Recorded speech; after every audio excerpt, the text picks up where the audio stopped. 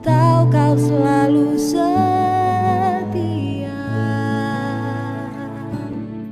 Haleluya, puji Tuhan.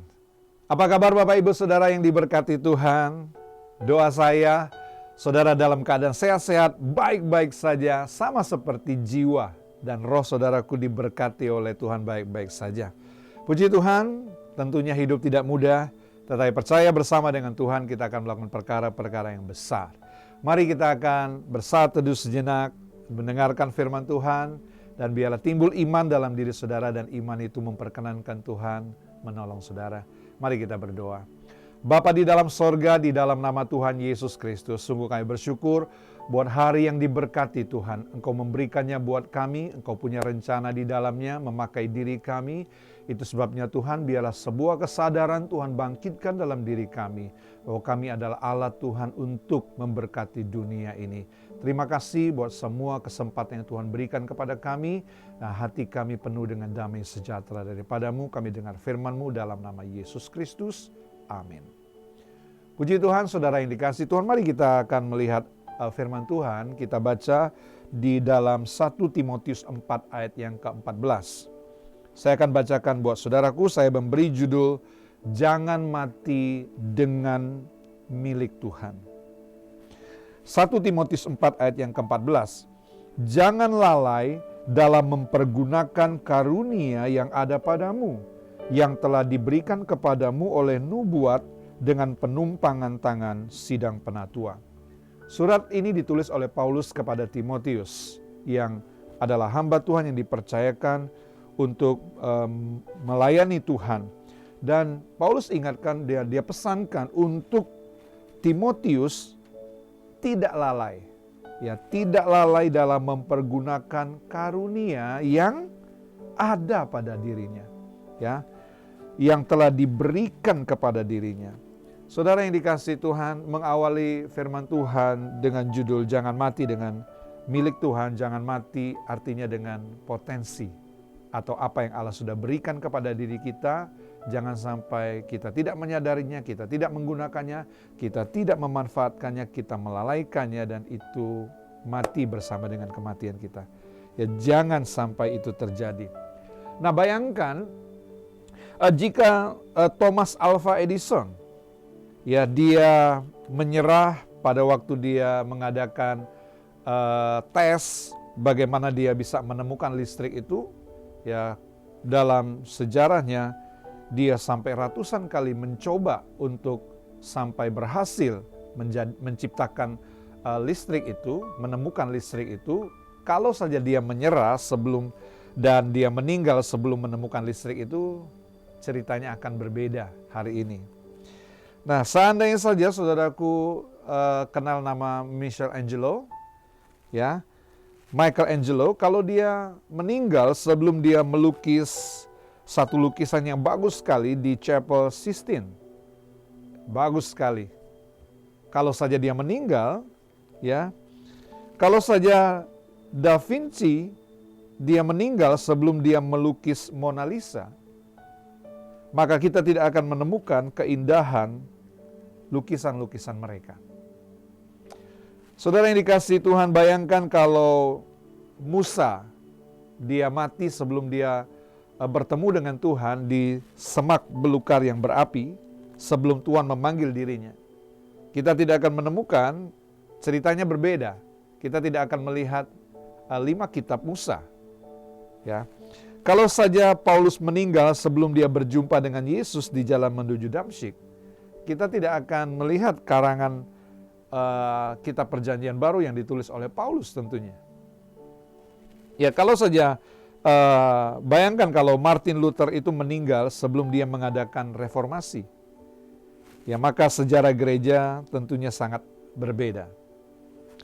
Nah, bayangkan saudaraku betapa banyak karya-karya yang besar yang terkubur di pemakaman, di pekuburan.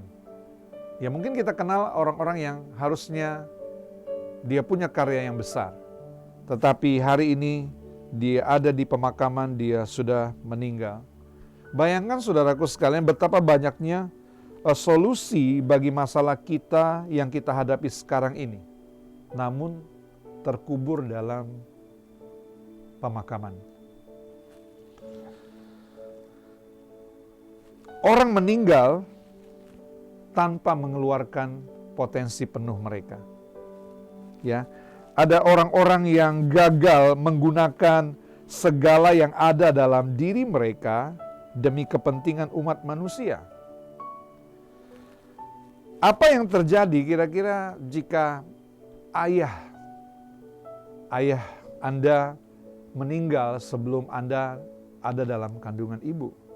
Atau bagaimana bisa bayangkan kalau ibu Anda meninggal sebelum Anda dilahirkan?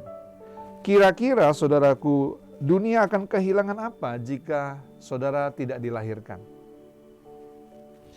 Nah, kalau saat ini saudara meninggal, kira-kira bayangkan karya apa yang Tuhan taruh di dalam diri saudara yang belum Anda selesaikan. Nah, banyak kali saudaraku sekalian ketika saya ada di pemakaman, saya melihat ada anak-anak yang dikubur, ada bayi yang dikubur. Saya hanya bisa membayangkan apa jadinya kalau anak ini hidup sampai besar, sampai dewasa saat ini. Apa kira-kira karya-karya yang harusnya berguna bagi dunia ini, tetapi terkubur bersama dengan kematiannya. Saudaraku, banyak anak-anak remaja yang menghadapi kehidupan dalam pencarian jati diri mereka. Mereka mengalami keputusasaan, ya ada yang hilang pengharapan, dan banyak di antara mereka yang bunuh diri. Nah, saya juga bertanya-tanya, saudaraku sekalian, seperti apa mereka seharusnya? Ya, apa kira-kira karya hebat mereka kalau mereka meninggal? Nah, saudaraku yang dikasihi Tuhan, kita tidak pernah mengetahuinya kalau itu belum dia keluarkan, kalau itu belum dia kerjakan, kalau benih itu belum bertumbuh dewasa. Nah, saudaraku yang dikasihi Tuhan, mungkinkah ada seorang pemimpin besar yang keluar dari hidup kita? Ya, mungkinkah ada pemimpin besar atau orang hebat lainnya yang akan dilahirkan oleh anak kita nanti yang menjadi cucu kita? Atau kemungkinan ada seorang presiden yang mungkin akan keluar dari keturunan kita. Siapa yang tahu? Tapi bayangkan saudaraku sekalian, kalau kita meninggal, kalau kita udah mati dan kita mati tidak dengan maksimal, lalu apa yang terjadi? Kita akan berhutang kepada generasi yang akan datang. Ya, kita akan berhutang, mereka akan menuntut kepada diri kita, kenapa aku tidak dilahirkan? Kenapa sampai aku tidak sampai ada di bumi ini?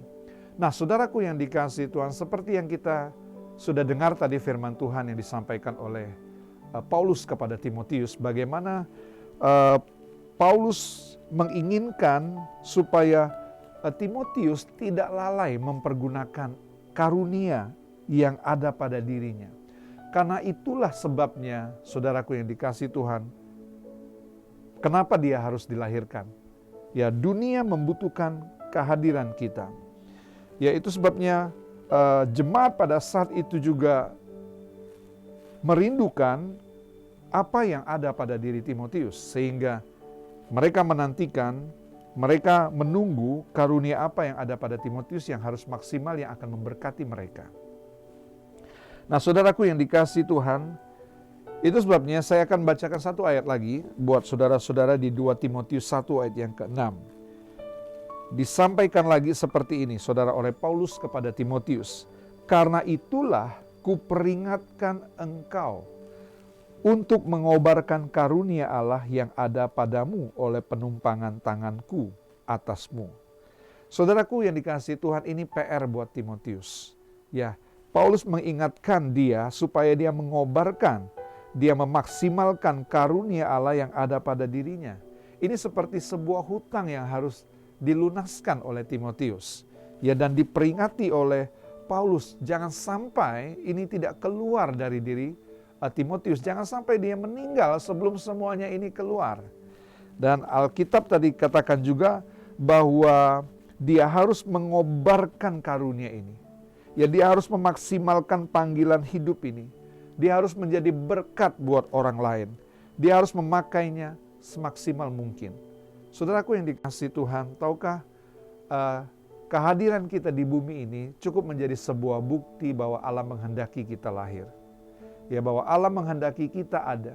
Dan percayalah saudaraku, Allah tidak pernah membuat sampah. Allah tidak pernah menciptakan sesuatu yang tidak berguna. Bukti adalah kehadiran saudara. Saya percaya bahwa kehadiran kita ditunggu oleh dunia. Apa yang ada dalam diri kita ditunggu oleh dunia, dan itu akan memberkati dunia ini. Saudaraku yang kekasih, walaupun zaman ini sukar, percayalah di dalam diri kita Allah sudah menaruh satu hal yang berharga, supaya dari situ kita kerjakan dan menjadi berkat buat orang lain, dan Tuhan dipermuliakan. Saudaraku sekalian, jangan mati dengan milik Tuhan. Apa yang Tuhan sudah taruh dalam diri saudaraku, keluarkanlah. Dan Tuhan Yesus memberkati kita semua. Mari kita berdoa. Saya akan berdoa buat saudara-saudara dimanapun saudara berada. Mari tumpangkan tanganmu di dadamu, dan saya mau berdoa buat saudara. Bapa, di dalam nama Tuhan Yesus Kristus, hamba berdoa ya Tuhan buat seberapa banyak umat Tuhan yang mendengarkan firman Tuhan ini. Kiranya mereka mengerti ya Tuhan bahwa diri mereka memiliki sebuah potensi yang Allah taruh di dalam diri mereka. Dan biarlah Tuhan mereka mengerti hal ini, mereka mengobarkannya. Seperti pesan Paulus kepada Timotius, mereka mengobarkannya, mereka memaksimalkannya, mereka tidak lalai menggunakannya. Dan biarlah ya Tuhan, mereka memiliki sesuatu untuk dibutuhkan oleh dunia ini, dan biarlah mereka ingat mereka harus memaksimalkannya menjadi berkat buat orang lain. Hamba-Mu percaya Tuhan, dengan hidup mereka menjadi berkat buat orang lain, hidup mereka sendiri akan diberkati, semakin diberkati. Terima kasih Tuhan Yesus. Kalau ada jemaat-Mu yang sedang mengalami sakit dalam kehidupan mereka, Tuhan Yesus, Engkau kiranya menolong, menjamah mereka di dalam nama Yesus Kristus. Tuhan, walaupun dokter memvonis sesuatu yang berbahaya dalam diri mereka, tetapi kami tahu Engkau adalah dokter di atas segala dokter. Engkau akan menyembuhkan mereka di dalam nama Yesus Kristus. Tuhan, lindungi juga jemaat-Mu dari wabah COVID-19 yang masih Tuhan Yesus menular hari-hari ini. Jaga, pelihara, lindungi mereka, jauhkan dari semua yang jahat, jauhkan dari sakit penyakit pandemi seperti hari-hari ini. Perlindungan-Mu adalah segala-galanya buat kami. Terima kasih, kami mengucap syukur buat kebaikan-Mu dalam hidup kami, dan berkat dari Allah Bapa, Putra, dan Roh Kudus dalam nama Tuhan Yesus Kristus. Amin. Puji Tuhan, Tuhan Yesus memberkati, sampai jumpa lagi.